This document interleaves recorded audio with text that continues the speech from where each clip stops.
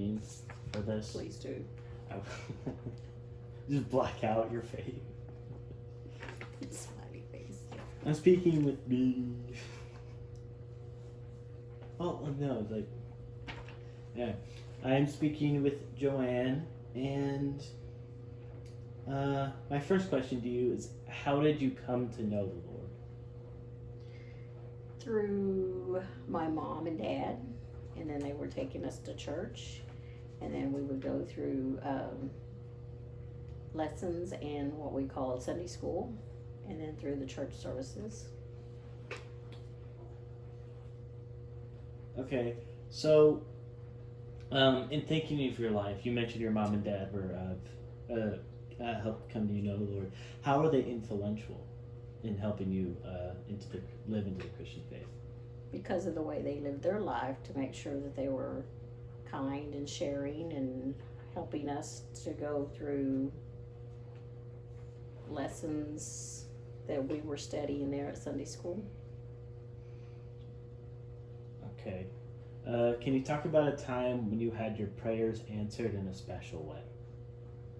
A special time where, I don't know, like a kid, and you're praying a rainy day will come or something where you don't have to go to school and it happened.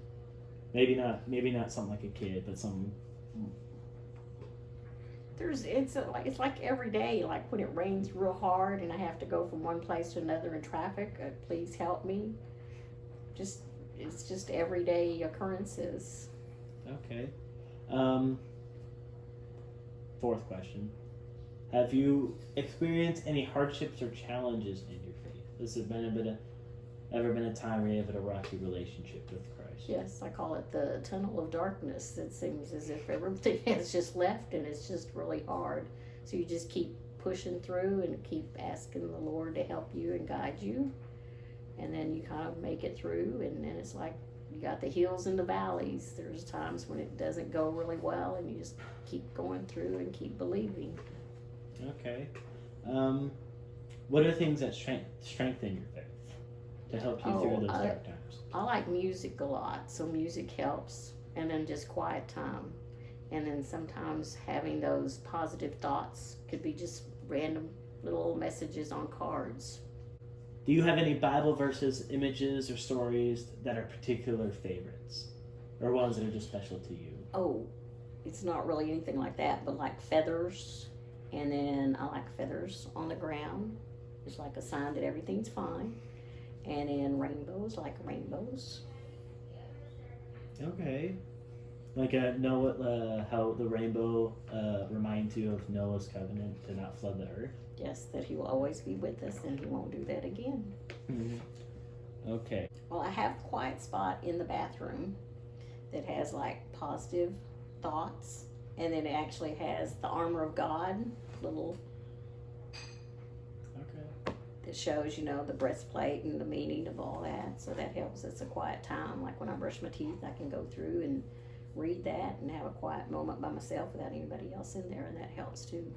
Are there any special images in your place that help bring you at peace with Christ or our Lord? Yes. Do you feel that you're closest with the Lord now than, let's say you were 20 years ago? Are you closer to the Lord than you are now? Or are you closer to the Lord now than you are, say, 20 years ago? That's a hard question, because there's different things that have happened in the life, and sometimes it seems like there's more struggles. But right now it's a calm time.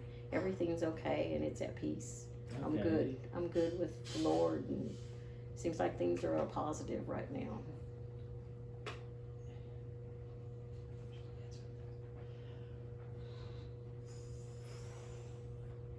What would you give advice to your younger self? Because let's say you